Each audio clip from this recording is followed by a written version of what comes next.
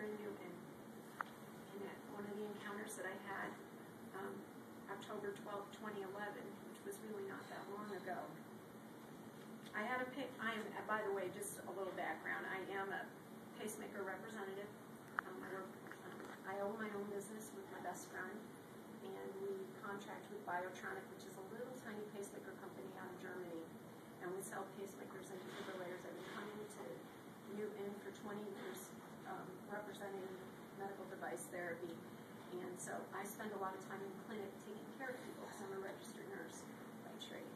So this is about a little patient clinic that I had, and a gentleman that I have actually been taking care of for several years. So I had I stayed at called I'm Her.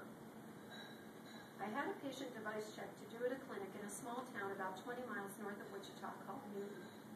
The appointment was scheduled for mid-morning, so I took my time getting myself around and left a bit early so I wouldn't feel rushed. I hate feeling rushed because it tends to exacerbate my chemo fog. Anyway, I relaxed as I cruised up the interstate and enjoyed the scenery and beautiful sunny fall day. I arrived 15 minutes early and entered the office greeting the employees and the doctor when I arrived. I was told the patient was in the waiting room, and I collected the appropriate chart from the Pacer chart file cabinet and went to the waiting room and called the patient. There was other testing that he was required to have on this visit, and I took him back to the echocardiography room so the echo tech could set up for his other test while I did his device check.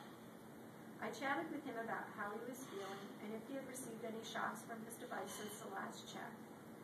I then noted that his last check had been in September of 2010, and I recognized my own handwriting on the follow-up form. The check was perfect with no anomalies, and I had assured him that things looked great. He asked me if he could ask me a question. I said sure. He then said that he didn't want to upset me. I said, ask away. Maybe it was some question about sex, I thought. Then he said he didn't want to make me sad. It's okay, I said, you can ask me anything. Geez, I wondered. He then said, last year there was this little girl that checked me, and she was battling some kind of cancer, and I was just wondering what happened to her. Did she make it? Holy crap, I thought. I couldn't help myself. I laughed right out loud and said, I'm her. I will never forget how his face lit up with delight, and he sprang to his feet and gave me a big heartfelt hug. He said, no offense, but you looked really rough when I saw you last. I wasn't sure you would make it. I just smiled and said, no offense taken. He reiterated how great I looked over and over, and then told me how happy he was for me. I must have really looked rough back then, I thought. On my drive home, I called my sister to relay the story. She was touched and reminded me that she would never allow me to die on her watch. I got a little teary as we remembered tougher times from last year. I got to thinking that I need to be reminded how awful things were so I can appreciate how things are now.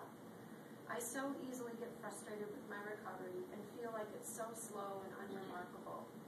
Then I see someone who hasn't seen me in over a year, and I'm thankfully reminded of how far I have really come over the last 16 months or so. I am reminded that I've been through something horrible, and I survived it. I am reminded that my body was ravaged by cancer, but it is recovering. I am reminded that I'm